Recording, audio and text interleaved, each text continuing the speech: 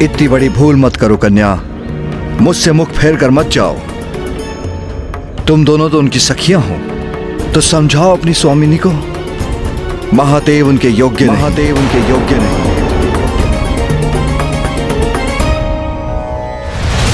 प्रतीत होता है ऐसे शांत नहीं होंगे अब आप। आपका उचित उपचार करेंगे हम। ये अचानक मेरे मन में बेचैनी कैसी?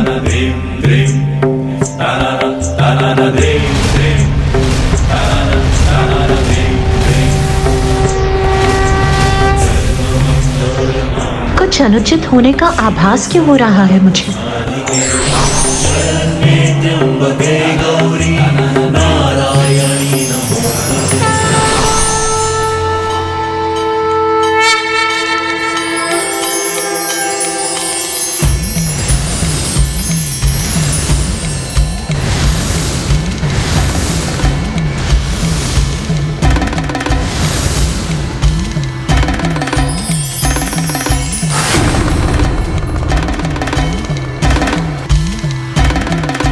प्रभु, चंद्र भी पूर्ण हो गया उनके माथे की शोभा।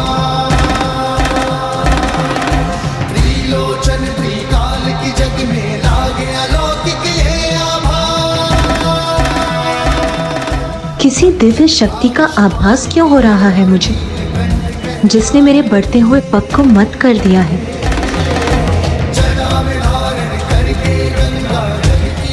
पार्वती पार्वती,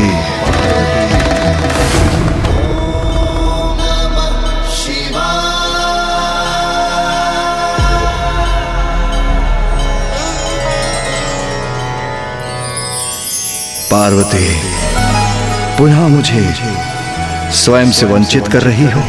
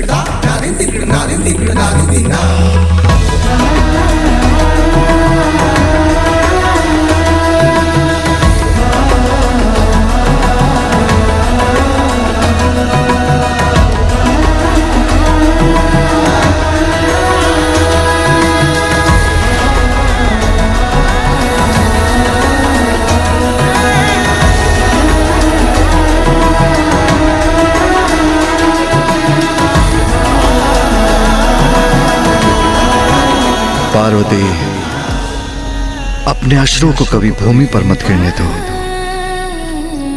ये शुभ नहीं। बहुत कष्ट दिए हैं ना तुम्हें, बहुत कठोर परीक्षा ली है ना तुम्हारी।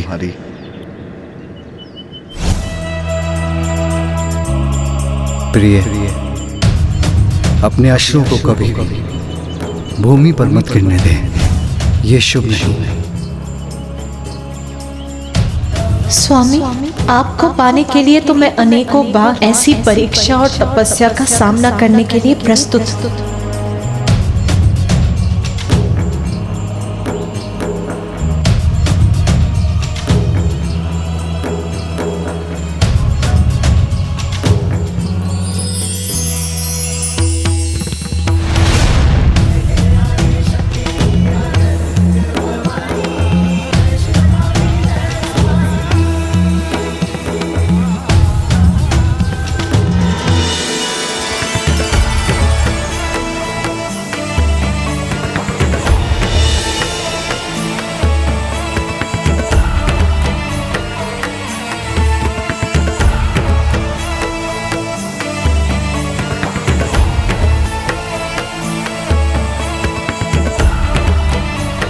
पार्वती, मैंने तो तुम्हें खो दिया था, किंतु आज तुमने मुझे पुनः पा लिया।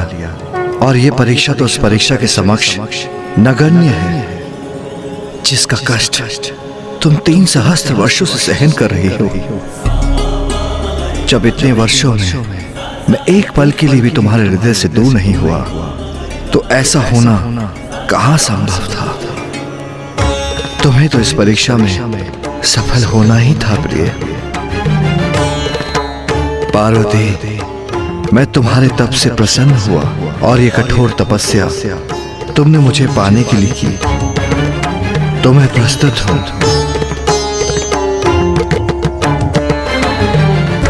तो आओ, अब हम अपना विवाह संपन्न कर लें।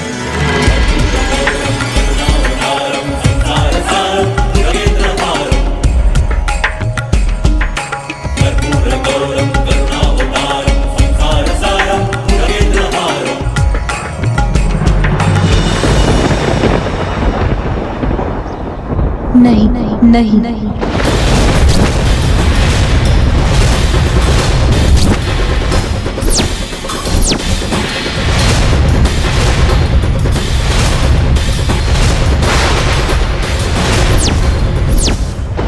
माता पार्वती ने महादेव का प्रस्ताव अस्वीकार कर दिया, किंतु क्यों?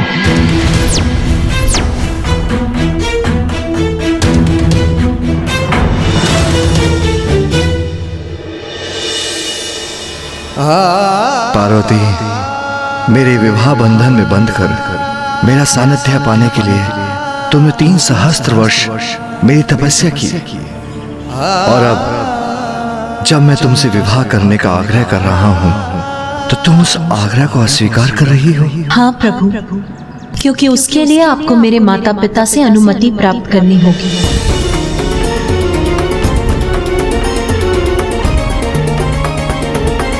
तुम आदि शक्ति हो, स्वयं प्रकृति हो।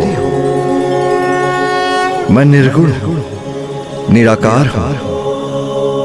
अपने भक्तों की भलाई के लिए हम आकार धारण करते हैं, जिससे शक्ति और शिव का संयोग बना रहे। तो फिर इस दिव्य घटना हेतु मुझे किसी की अनुमति की भला क्या आवश्यकता?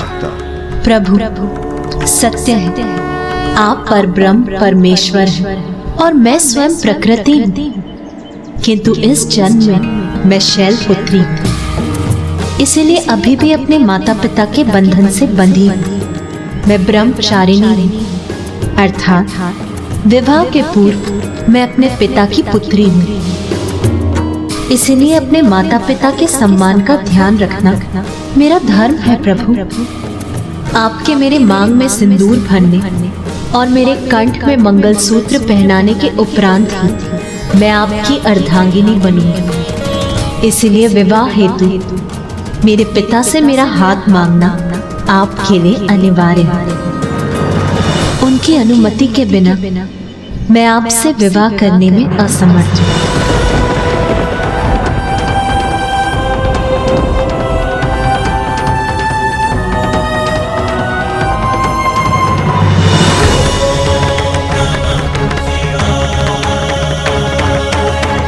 माता तो चली गई, किंतु माता पार्वती और महादेव का मिलन अब दूर नहीं।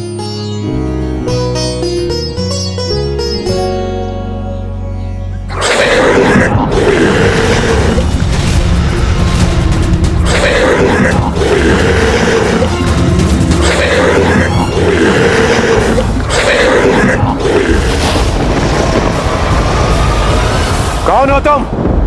भट्टासुर, संदेश वाहक हूं तारकासुर का,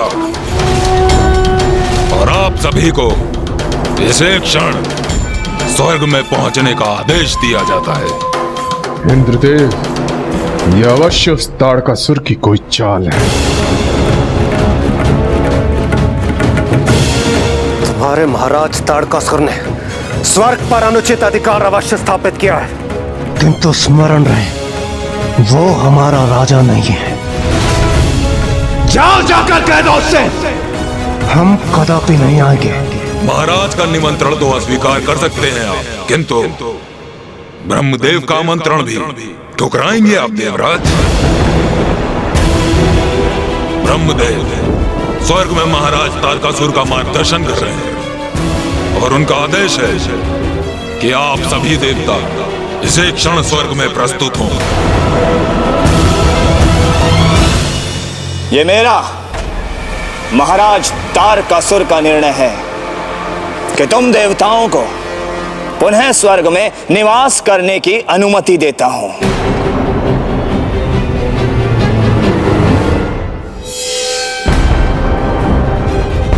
ओह, तो इसमें अवश्य ही कोई ब्रह्मदेव की योजना निहित है।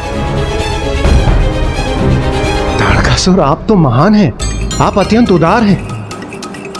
हाँ। उदार तो मैं हूं, किंतु स्मरण रहे तुम मेरे अधीन हो और मेरे राज्य की देखभाल करने के लिए नियुक्त किए जा रहे हो। ये भ्रम मत पालना कि पुनः देवराज के पद पर स्थित हो गए हो तुम। हाँ हाँ तारकासुर, आप आश्वस्त रहे। हाँ वत्स तारकासुर, उचित निर्णय लिया है तुमने। यहाँ का दायित्व देवताओं को सौंपकर इन तुच्छ कार्यों के लिए तुम्हें अपनी ऊर्जा व्यर्थ करने की आवश्यकता नहीं है। उचित कह रहे हैं आप ब्रह्मदेव, ये तुच्छ कार्य तो देवता ही करेंगे और मेरा ध्यान केंद्रित होगा मेरी मायावी नगरी शोणितपुर के निर्माण पर,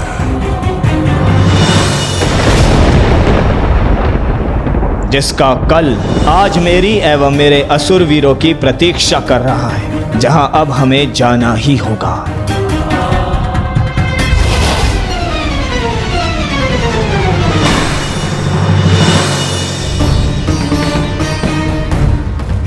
ब्रह्मदेव, आपको कोटि कोटि धन्यवाद। आपकी कृपा के कारण हम सभी देवताओं को एक बार पुनः स्वर्ग को अपना निवास स्थान बनाने का अवसर प्राप्त हुआ। देवराज, ये संकट अभी टला नहीं है। ये तो अस्थायी समाधान है। शोणितपुर की कल्पना से तारकासुर के मन में एक भटकाव उत्पन्न हुआ है। इसका स्थायी समाधान तो महादेव और देवी पार्वती के विवाह के उपरांत उनके दिव्य संयोग से होने वाले पुत्र से ही होगा। होने वाले पुत्र से ही होगा। होने वाले पुत्र से ही होगा। एक और माता अपने पिता के राजभवन लौटकर महादेव द्वारा पूर्ण विधि विधान से अपने पिता महाराज हिमावन के पास उनके विवाह प्रस्ताव की प्रतीक्षा करने लगी।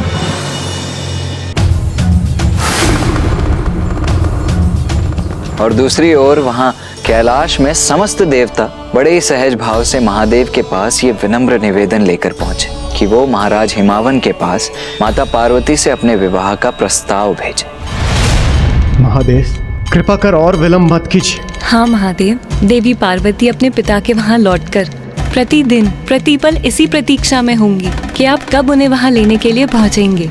आप महादेव हैं, आप तो सभी विधि विधान से ऊपर हैं, किंतु देवी पार्वती को तो उनका पालन करना होगा। आपके विवाह के पूर्व उन्हें कुछ नियम निभाने होंगे।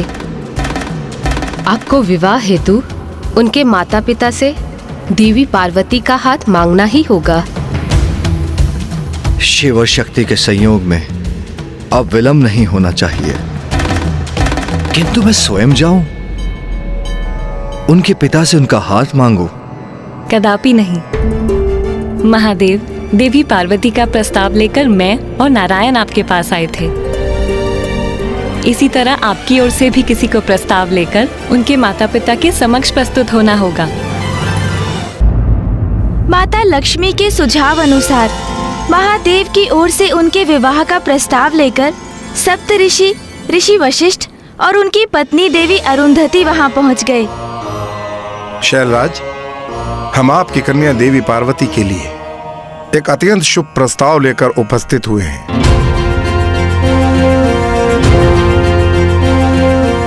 हम ब्रह्म परमेश्वर महादेव की ओर से प्रस्ताव लेकर आए। आप अपनी कन्या देवी पार्वती का हाथ उनके हाथ में देकर उनके पानी ग्रहण की अनुमति दीजिए महाराज।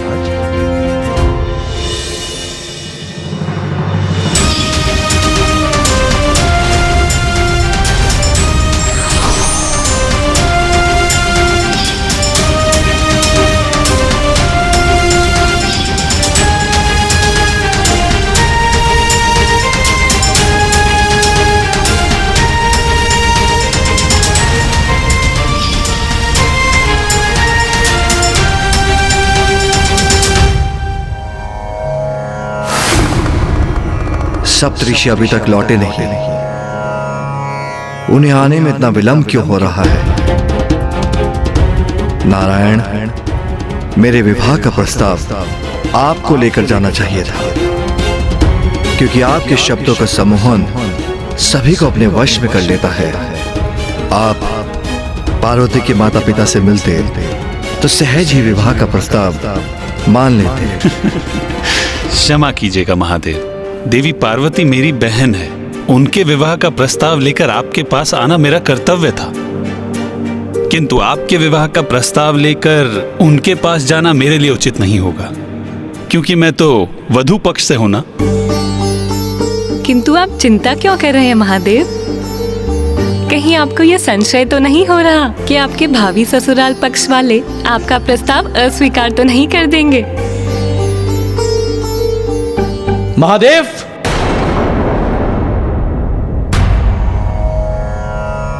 प्रभु, सप्तऋषि और माता अरुंधति लौट आए हैं।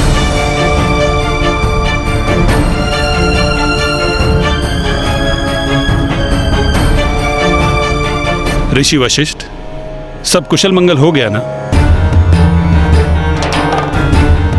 आप सब लोग शांत क्यों हैं? क्या हुआ? कहीं महादेव और देवी पार्वती के विवाह में कोई अवरोध तो उत्पन्न नहीं हुआ ना?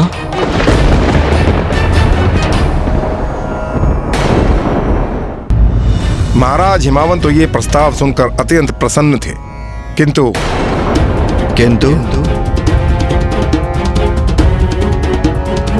किंतु माता मैना प्रसन्न नहीं थी। ऋषि वशिष्ठ, मैं अभी आई ऋषिवर।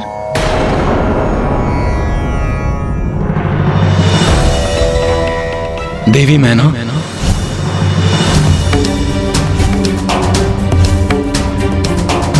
तो क्या देवी मैना ने इस विवाह प्रस्ताव को अस्वीकार कर दिया?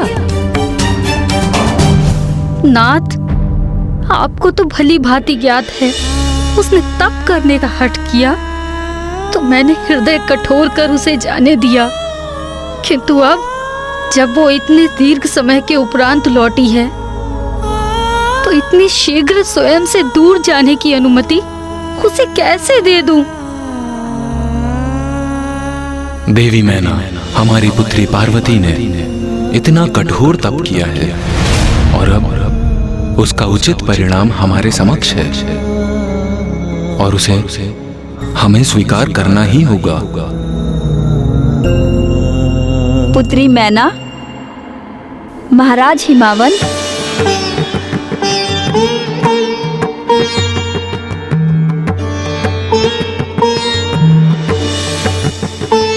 माता, मैं देवी मैना को हमें ज्ञात है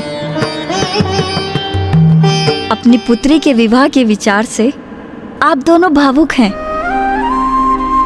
किंतु पुत्री मैना, ये तो एक नारी के जीवन का आवश्यक चरण है। जैसे तुम भी अपने पिता की पुत्री हो, फिर तुम्हारा विवाह हुआ और तुम महाराज हिमावन की पत्नी बनी। अपने माता पिता का साथ त्याग कर आप महाराज हिमावन के साथ यहाँ हिमालय पर्वत में अपनी गृहस्थी संभाली। ये तो एक ना एक दिन होना ही है ना? हाँ देवी मैना, माता उचित कह रही हैं और हमें यह भी नहीं भूलना चाहिए कि तुमने हमारी पुत्री पार्वती को एक विशेष प्रयोजन हेतु जन्म दिया है और उसकी नियति उसकी प्रतीक्षा कर रही है।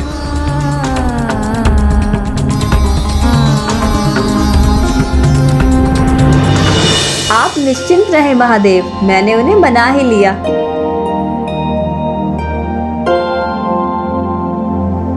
मैंने कहा था ना, मेरी पुत्रवधू अरुंधति का जाना लाभप्रद हुआ। उसने स्थिति को संभाल लिया। तो महादेव, फिर प्रतीक्षा किस बात की? अब तो आप बारात ले जाने के लिए तैयारी कीजिए। महादेव, अब विलंब अनुचित है। महाराज हिमावन और माता मैना कन्यादान करने के लिए आतुर हैं। मेरे प्रभु का विवाह होने वाला है। हर हर महादेव!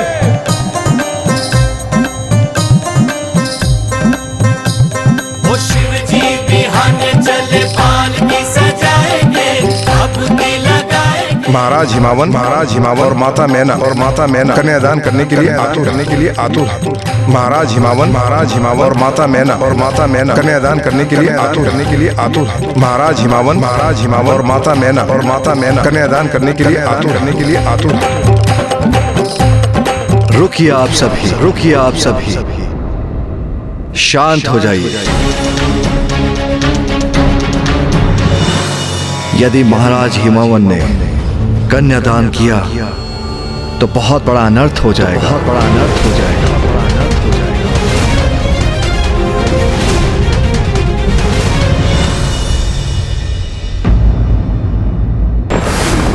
मेरे प्रभु का विवाह होने वाला है। हर हर महादेव। रुकिए आप सभी, शांत हो जाइए।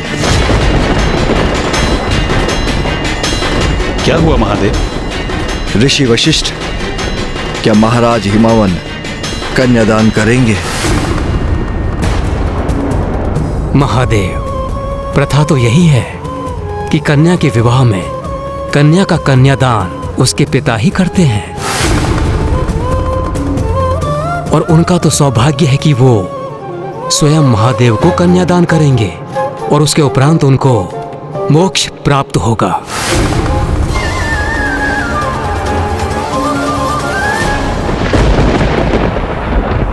किंतु मैं कुछ भी समझने में असमर्थ हूं। क्या हुआ?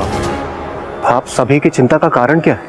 महाराज हिमावन और देवी मैना ने यदि महादेव को कन्यादान किया तो उसके पुण्य के प्रताप से उन्हें उसी पल मोक्ष प्राप्त हो जाएगा, और यदि ऐसा हुआ तो संसार से हिमालय अदृश्य हो जाएगा,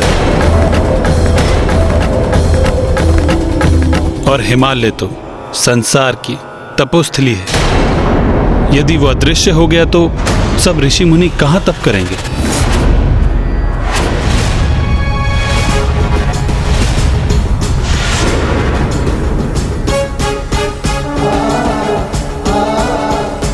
यदि महाराज हिमावन ने कन्यादान किया तो बहुत बड़ा अनर्थ हो जाएगा।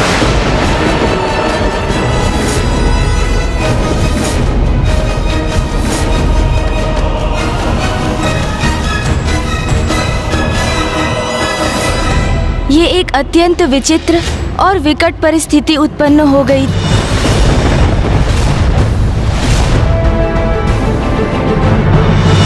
माता पार्वती पूर्ण विधि विधान से अपने विवाह के लिए प्रतिबद्ध थी, किंतु कन्यादान के बिना उनका विवाह कहाँ संभव था।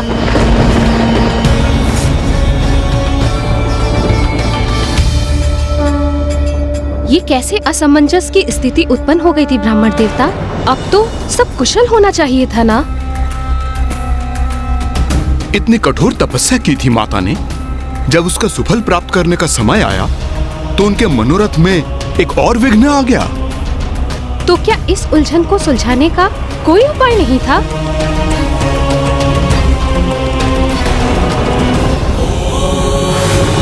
हमारे विवाह के कारण ऋषि मुनि हिमालय पर्वत से वंचित हो जाएं, ये मुझे कदापि स्वीकार नहीं।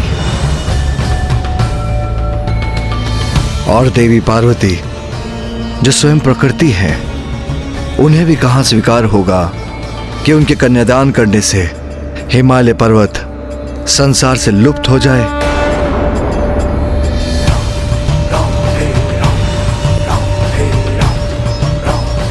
महादेव, कन्यादान विवाह की विधि का मुख्य भाग है, जो कन्या के लिए अपने पिता का आशीर्वाद तो है ही, किंतु उसके अपने जीवन में एक महत्वपूर्ण परिवर्तन का सूचक भी, क्योंकि कन्यादान से कन्या पुत्री की भूमिका के साथ अर्धांगिनी की भूमिका को भी अपनाती है।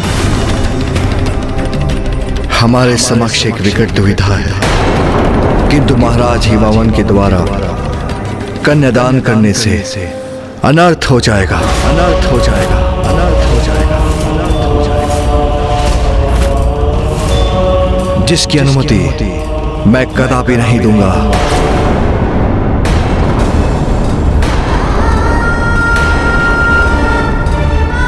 ऋषिवर, इस समस्या का फिर क्या समाधान हो सकता है?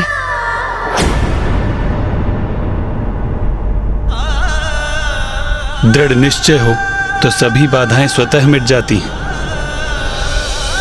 दुविधाओं का अंत होता है और उद्देश्य प्राप्ति का मार्ग प्रशस्त हो जाता है।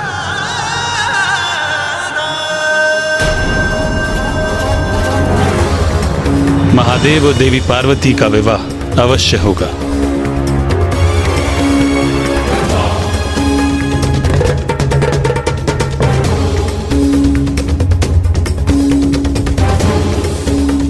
नारायण, किंतु कन्यादान?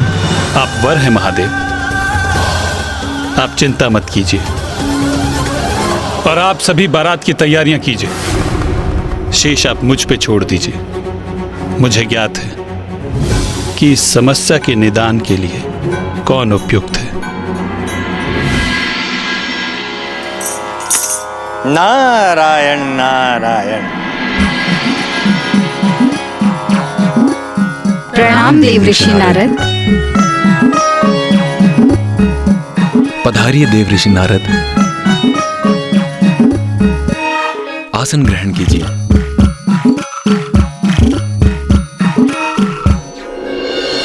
ग्रहण करने आसन नहीं हुआ है मेरा आगमन। सब कुशल मंगल तो है ना? नारायण नारायण। महारानी मैना, आपकी चिंता का नहीं कोई विशेष कारण। देवादिदेव महादेव और देवी पार्वती का अवश्य होगा लगन। महारानी मैना, अभी अभी मैं कैलाश से ही आ रहा हूं और वहां भी अत्यंत उत्साह है। सभी मैं और सभी उत्साहित होकर बारात की तैयारी कर रहे हैं बड़े उमंग से।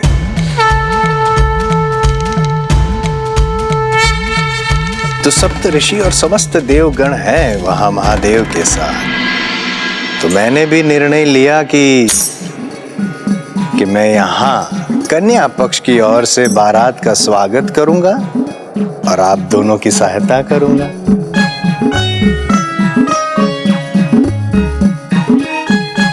आपके इस शुभ विचार से हम कृतार्थ हुए देव ऋषि नारद। इस शुभ अवसर पर आप हमारे साथ हैं, ये हमारा परम सौभाग्य है।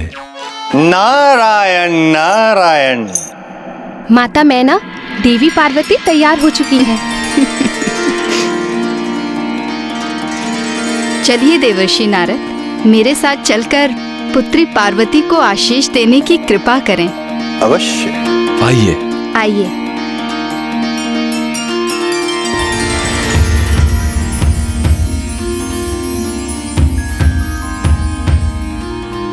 पुत्री पार्वती,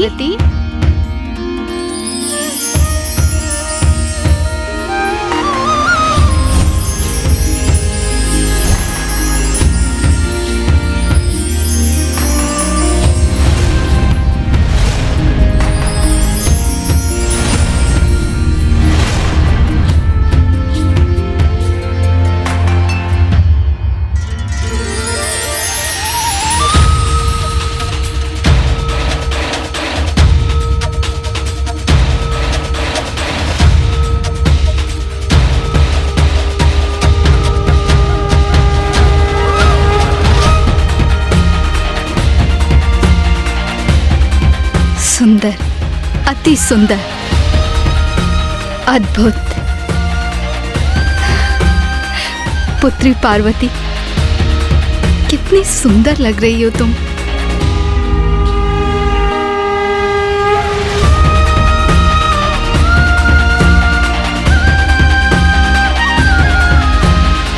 पुत्री पार्वती, देवर्षि नारद कैलाश से यहाँ तुम्हें आशीष देने आए हैं। कैलाश से?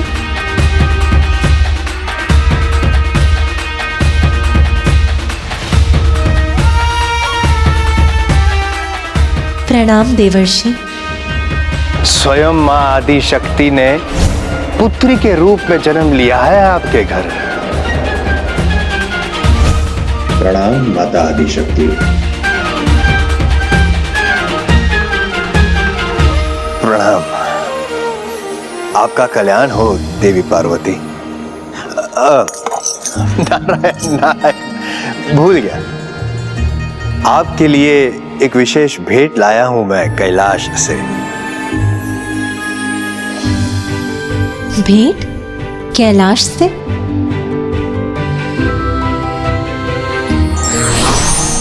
विशेष रूप से मात्र आपके लिए, स्वीकार कीजिए।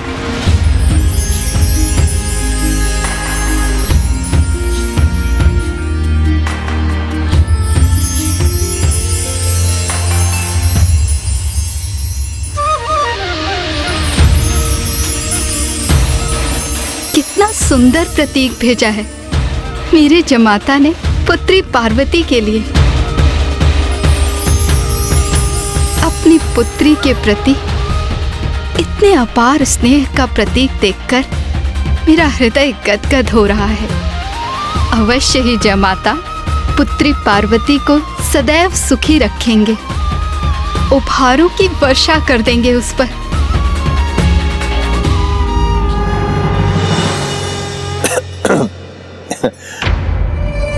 महारानी मैना, ये विशेष उपहार आपके होने वाले जामाता महादेव ने नहीं, माँ लक्ष्मी और नारायण ने भेजा है। मेरी पुत्री ने इतने कष्ट सहे हैं उन्हें पाने के लिए, तो क्या ये उचित नहीं होता कि महादेव उसके लिए ये उपहार भेजते? किसी भी माँ के लिए अपने संतान के सुख की कामना स्वाभाविक है, किंतु मांगलिक कार्यों में धैर्य आवश्यक है।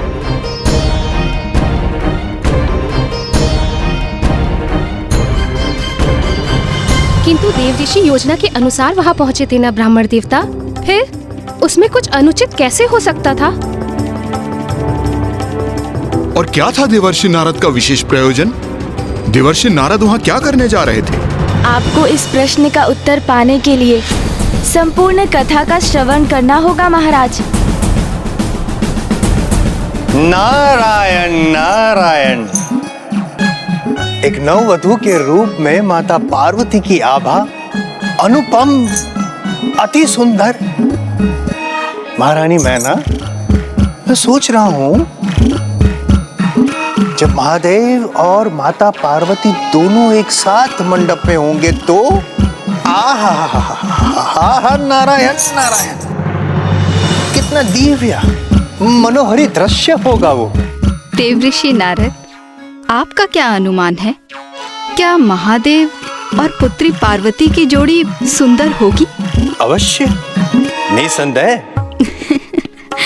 किंतु महारानी मैना, आप क्यों कर रही है मुझसे ये प्रश्न? क्या महादेव के आपको नहीं हुए हैं दर्शन?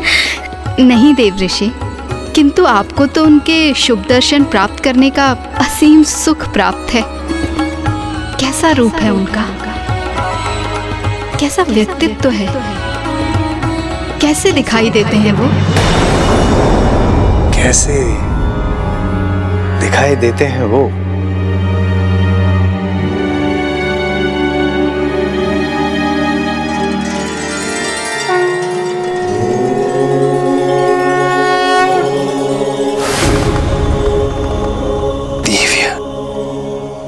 दिव्य है वे, दिव्यता की प्रतिमूर्ति है वे,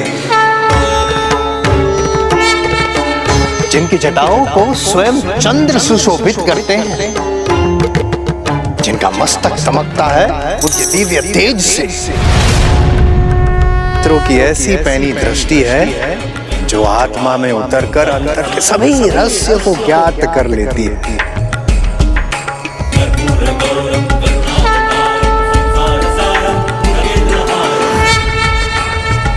शब्दों से परे है, शब्दों से परे हैं जिनके रूप का वर्णन ऐसे दिव्य सुंदरता के स्वामी हैं महादेव। महादेव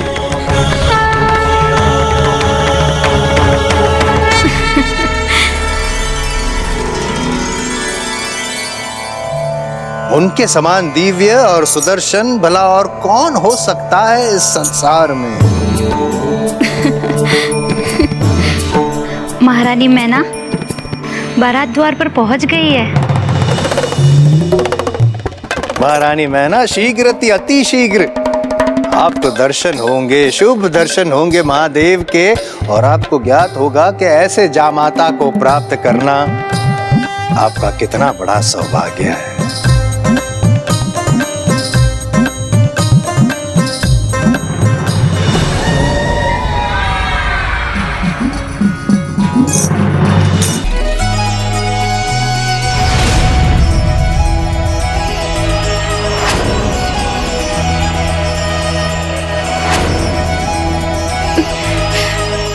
सखी पार्वती, बारात आ गई है। पल पल बढ़ता पगी उमा का, शिव से करने चली मिलाप।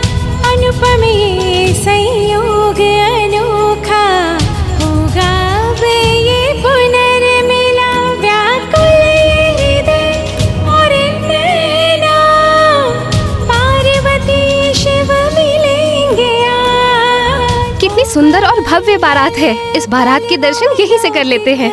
पार्वती शिव मिलेंगे आज, पार्वती शिव मिलेंगे आज।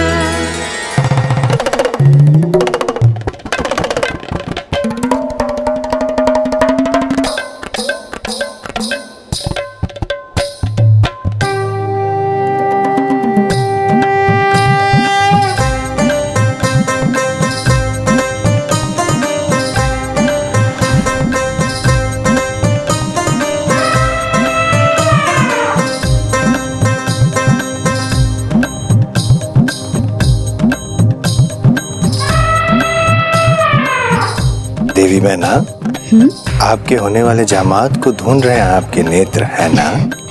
हाँ देवर्षि नारद, आपके मुख से उनकी इतनी प्रशंसा सुनकर मैं उन्हें देखने के लिए अति आतुर हो रही हूँ।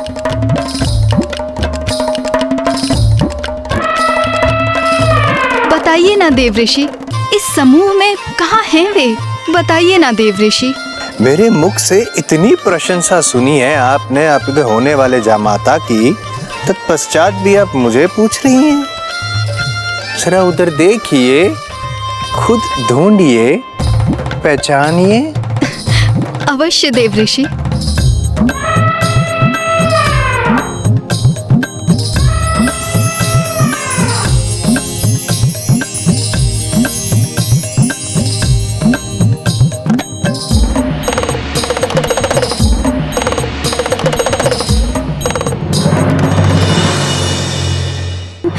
मैंने पहचान लिया देवऋषि उन्हें।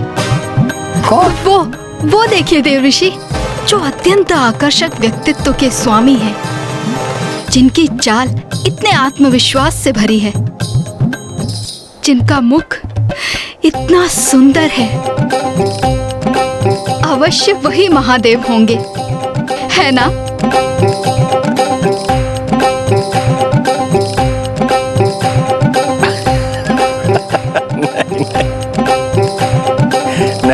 नहीं महारानी मैना, उनका सौंदर्य तो महादेव के निकट भी नहीं। वे हंसराज हैं, गंधर्व के राजकुमार और महादेव के प्रिय भक्त।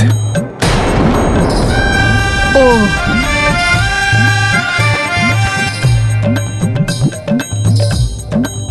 जिनके भक्त इतने सुंदर हों, वे स्वयं कितने दिव्य और मनोहर होंगे।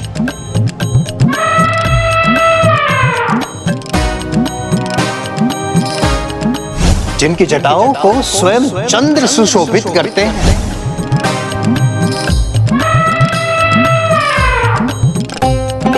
अच्छा, तो ये जो अब मेरी दृष्टि में है, जिनका राजमुकुट चंद्रमा के समान उनके मस्तक पर दमक रहा है, अवश्य यही महादेव होंगे।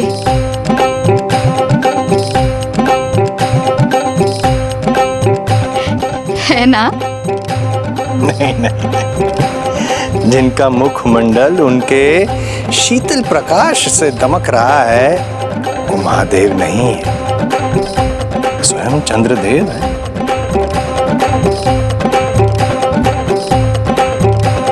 कैसा अनुपम सौंदर्य है चंद्रदेव का।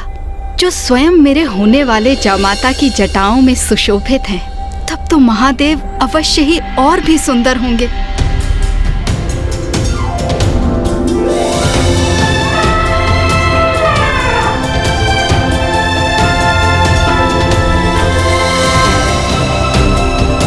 जिनका मस्तक दमकता है उनके दिव्य तेज से।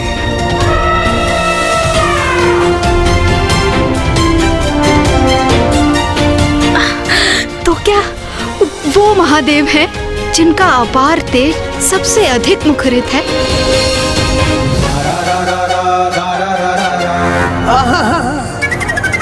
जिनके तेज से समस्त संसार को ऊर्जा प्राप्त होती है, वो महादेव नहीं है, सूर्यदेव है।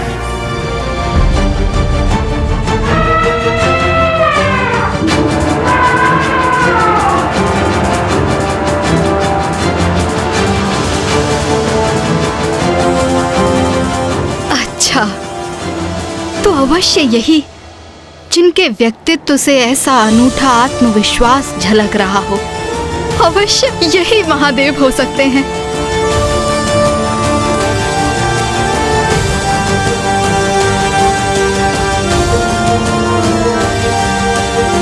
महारानी, जिन्होंने अपने तप से इतना अनुपम आत्मविश्वास प्राप्त किया है, वो इंद्रदेव है।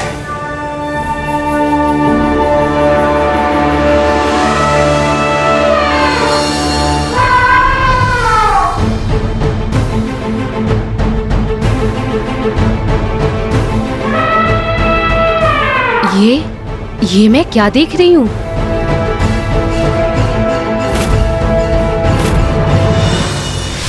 क्या हुआ? माता अकस्मात चिंतित क्यों हो गई? क्या अब भी विवाह में कोई विघ्न था?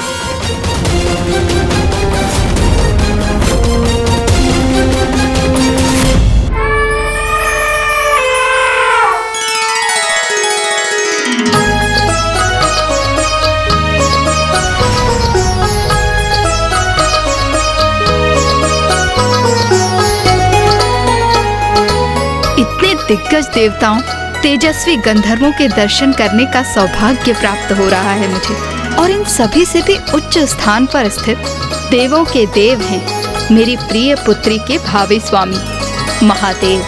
धन्य है मेरी पुत्री।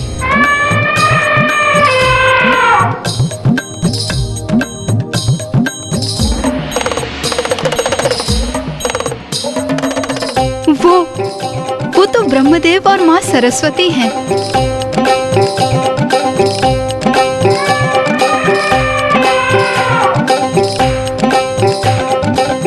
महाराज, महारानी, वो देखिए।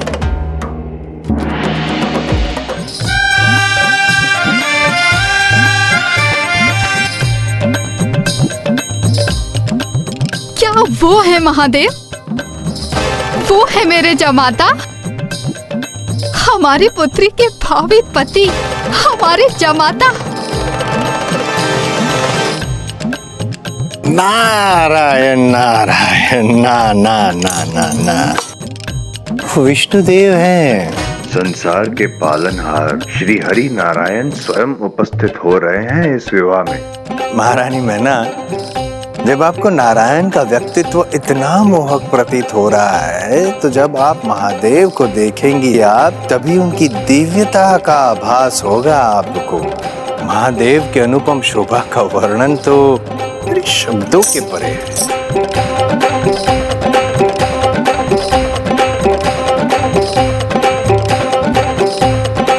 नारायण, कदाचित आपकी योजना पूर्ण करने के अत्यंत निकट हूं मैं।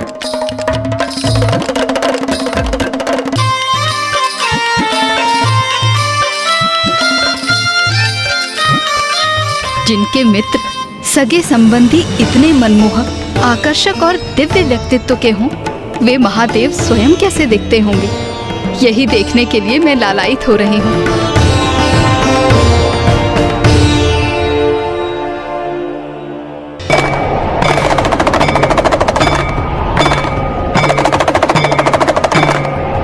यह अकस्मात क्या हो रहा है?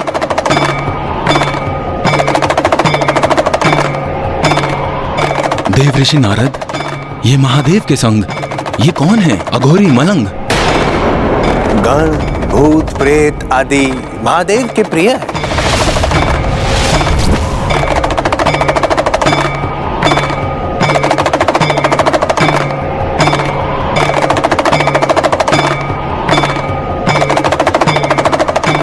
महारानी मैना, महाराज हिमावन, महादेव, महादेव।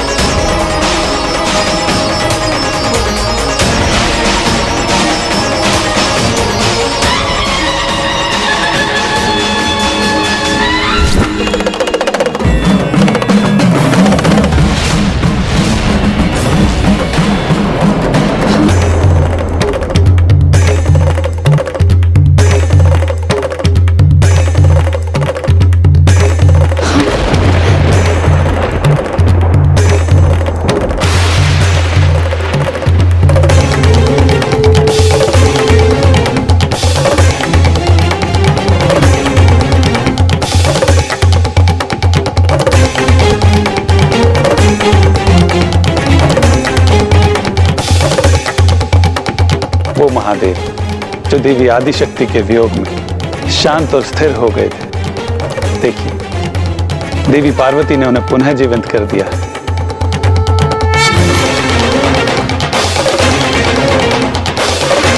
ये क्या, इस अघोरी से मेरी पुत्री का विवाह होगा?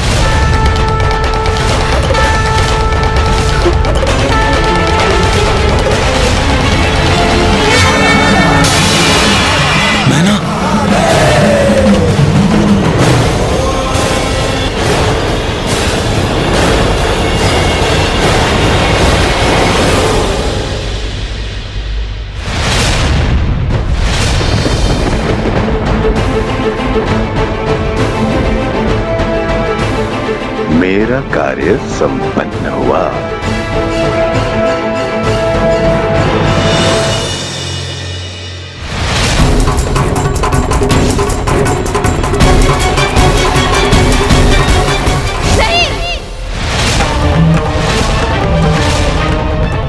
माँ, माँ,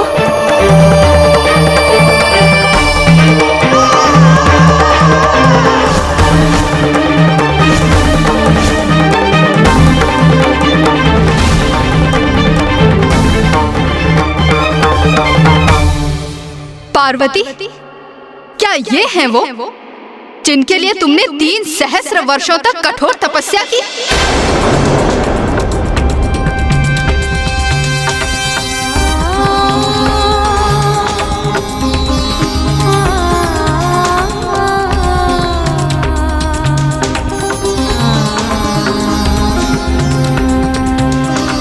क्या त्रुटि रह गई थी हमारे लालन पालन में पार्वती, जो तुमने अपने लिए ऐसे वर का चयन किया?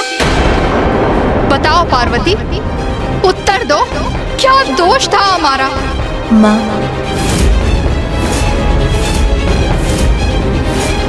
अब मैं तुम्हारे मुख से एक शब्द और नहीं सुनना चाहती। अपने इस निर्णय से तुमने मेरा और अपने पिता का अपमान किया है।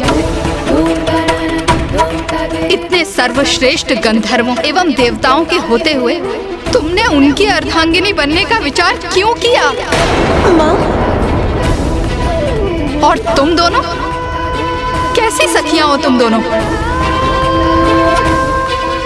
उनके दर्शन किए थे ना, तो क्या ऐसे पति की कामना करती हो तुम अपनी सखी के लिए? क्या तुम सबकी मति मारी गई है? नहीं माता, जब हमने उन्हें देखा था तब। बस बस बस।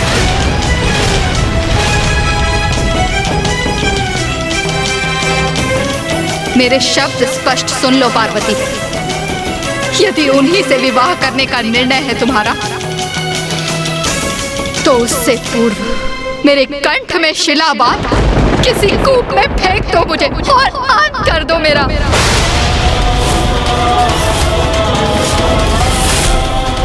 यदि विवाह मंडप में अब भी उन अघोरी के साथ बैठने की इच्छुक हो तुम, तो तुम्हें मेरी अर्थी पार करके जाना होगा पार्वती।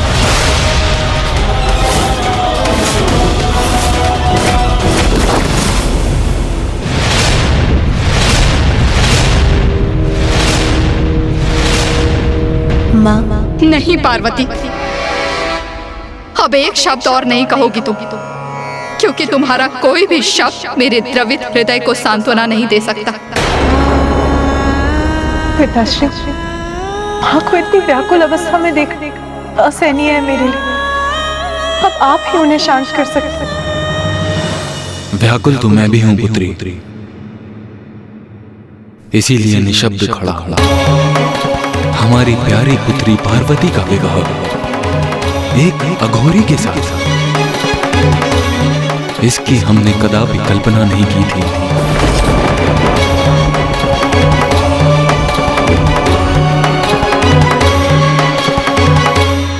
नारायण नारायण। प्रणाम। प्रणाम देवेश्वर।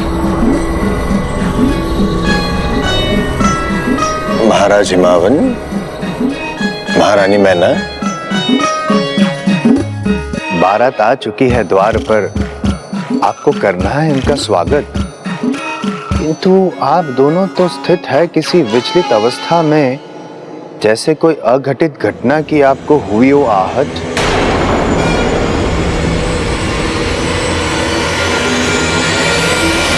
देव ऋषि नारद, कोई स्वागत नहीं होगा इस बारात का यहाँ।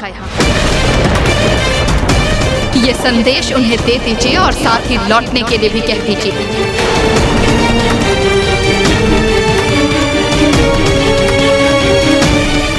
आज कोई विवाह नहीं होगा यहाँ। विवाह नहीं होगा?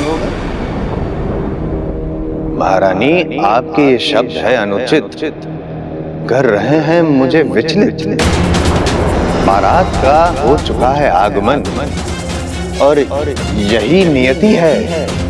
महादेव और देवी पार्वती एक दूसरे का करे वरण।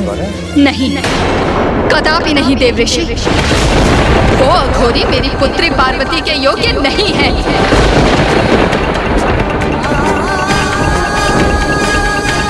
देव ऋषि आपने और सप्त ऋषियों ने सबने छल किया है हमारे साथ। आप सभी को भली भांति ज्ञात था कि वो एक अघोरी है, फिर भी सप्त ऋषियों ने उनका प्रस्ताव लेकर यहाँ आने का दुस्साहस किया। और देव ऋषि आपने क्यों बढ़ावा दिया मेरी अपेक्षा को? क्यों भ्रमित किया मुझे, जबकि सत्य से तो आप भली भांति परिचित थे ना? आप मेरी बात तो सुनिए महाराज। नहीं देव ऋषि, अब मैं किसी के मुंह से कोई बात नहीं सुनूंगी। मुझे अपने हृदय और अपने नेत्रों के सिवाय किसी पर कोई विश्वास नहीं है, और मेरा निर्णय स्थिर है।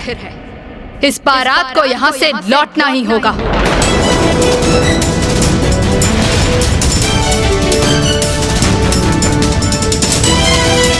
नारायण नारायण, ये तो और भी विकट परिस्थिति उत्पन्न हो गई है यहाँ। मुझे ऐसा प्रतीत होता है कि महाराज हिमावन और महारानी मैना के हृदय में हमने आवश्यकता से अधिक संशय पैदा कर दिया। हिमालय पर्वत अपने स्थान पर स्थिर रहे इसलिए ये संशय उत्पन्न किया था हमने। महादेव को अघोरी रूप में देख हिमावन के मन में संशय उत्पन्न हो और कन्यादान के पश्चात उन्हें इनका समुचित फल प्राप्त न हो, जिस कारण बिना मोक्ष के उनका अस्तित्व सदा बना रहे। किंतु उसका ऐसा परिणाम होगा ये हमें ज्ञात नहीं था। किंतु सत्य तो ये भी है कि शिव और पार्वती अभिन्न हैं। उनकी इच्छा के विपरीत उन्हें एक दूसरे से अलग नहीं किया जा सकता। सत्य है, शिव और शक्ति को कौन विलग रख सका है? ये तो असंभव है। किंतु नारायण, माता पार्वती अपने माता की आज्ञा का उल्लंघन कर मर्यादा कभी भी भंग नहीं करेंगी। और यदि माता मैना ने महादेव को अपने जमाता के रूप में स्वीकार नहीं किया तो फिर इस समस्या का समाधान कैसे होगा? परिस्थिति बहुत विकट हो गई थी। देवता असमंजस में थे। किसी को भी ज्ञात नहीं था कि महादेव और माता आदिशक्ति की लीला किस प्रकार उजागर होगी। माता मैना इस विवाह को रोकने के अपने इस निर्णय पर दृढ़ता से स्थिर हो गई थी। और अब समस्त देवता इस विचार में थे कि वो किस प्रकार माता मैना की स्वीकृति प्राप्त करें।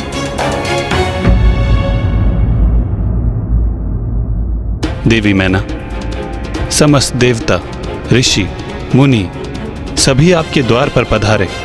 यहाँ तक कि स्वयं महादेव आपके द्वार पर पधारे और आपने उन सभी का अपमान कर दिया। सर्वथा अनुचित किया आपने। महाराज हिमावन की अर्धांगिनी होते हुए यह आपको शोभा नहीं देता। क्षमा करें नारायण, किंतु शोभा तो ये आपको भी नहीं देता कि आप यहाँ आकर एक माँ को विवश करें ताकि वो अपनी पुत्री का हाथ एक अघोरी के हाथ में दे दे। देवी मैना, मैं आपसे धृष्टता नहीं करना चाहती ब्रह्मदेव, इसलिए आप मुझसे कुछ भी कहने की चेष्टा ना करें। देवी मैना सुनो तो। विवश तो मैं हूँ ये समझने में नाथ कि ये कैसा षड्यंत्र है मेरी पुत्री के विरुद्ध। आप सभी को यहाँ देखकर ऐसा प्रतीत होता है जैसे आप मेरी पुत्री पार्वती की आहुति देना चाहते हैं। देवी मैना, देवी मैना।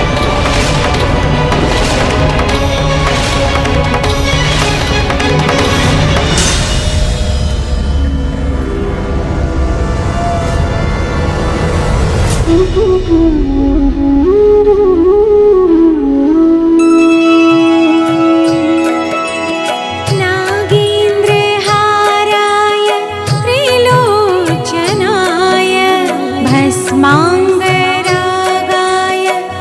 महेश्वराय। नागेन्द्रहाराय त्रिलोचनाय भस्मांगरागाय महेश्वराय।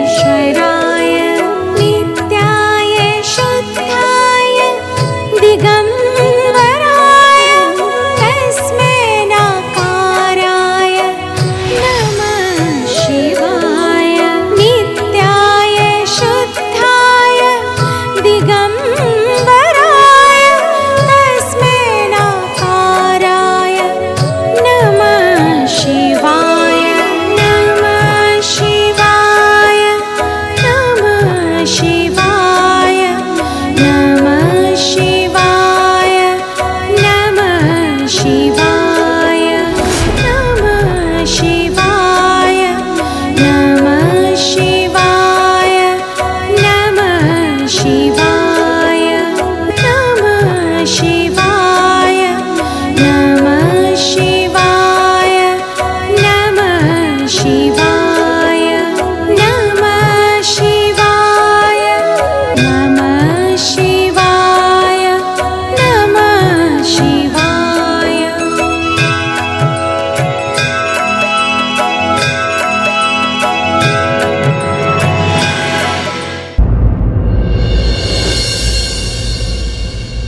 माँ, मैं आपकी पुत्री हूँ, तो ये स्वाभाविक है कि मैंने आपके भिन्न रूप देखे हैं। कभी आप मोम की तरह कोमल होती हैं, क्षण भर में पिघल जाती हैं। आपकी मुस्कुराहट से आपका संपूर्ण मुखमंडल दमक उठता है, तो कभी अनुशासन का पालन करने हेतु आप कठोर भी होती हैं, तो आपका मुख भी कठोर हो उठता है। आप नारी के भिन्न रूपों को भी दर्शाती हैं माँ। आप मेरी माँ होने के साथ साथ पिताश्री की पत्नी और हिमालय पर्वत की महारानी का दायित्व भी संपूर्ण कुशलता से निभाती हैं माँ। ये सभी आपके भिन्न स्वरूप हैं जो आपके दायित्व निर्धारित करते हैं माँ। किंतु माँ, इन सभी दायित्वों से परे आप है माँ। इसी प्रकार महादेव के भी अनेक रूप हैं। वो दिगंबर है, काल भैरव है, रुद्र है, शिव है। उनके जितने रूप हैं उतने ही नाम भी, किंतु है तो वो परमेश्वर ही, महेश्वर, सबके कर्ता, हरता, स्वामी, मेरे ईश्वर, सभी के ईश्वर, साक्षात महादेव।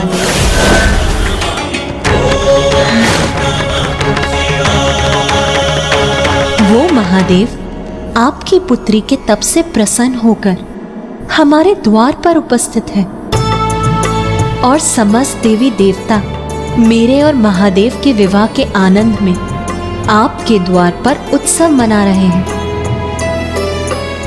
इससे बड़े सुख की बात भला और क्या हो सकती है माँ? मेरी नियति महादेव ही है। इसीलिए आप भी अपने मन से सभी शंकाओं को त्याग दीजिए माँ, और इस विवाह को होने की अनुमति दीजिए। यह आपकी पुत्री का अपनी माँ से निवेदन है माँ।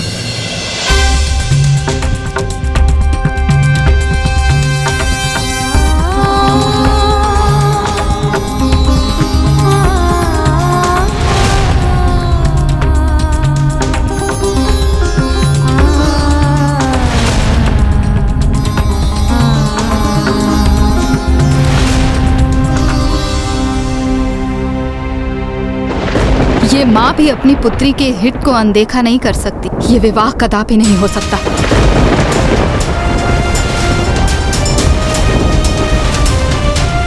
उस अघोरी को यहाँ से बारात लेकर वापस जाना होगा। ये एक पुत्री की माँ का निर्णय है।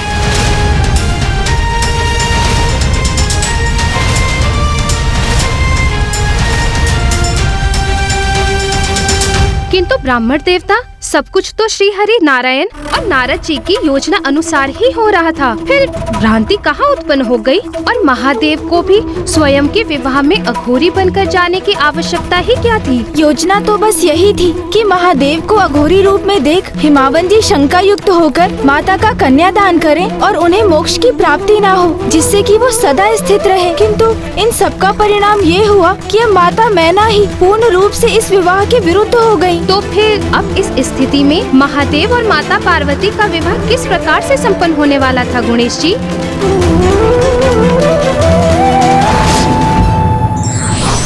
संतान के प्रति माँ की चिंता स्वाभाविक है, किंतु सत्य का तथ्य जाने बिना किसी भी निष्कर्ष पर पहुँचना भूल करवा सकता है।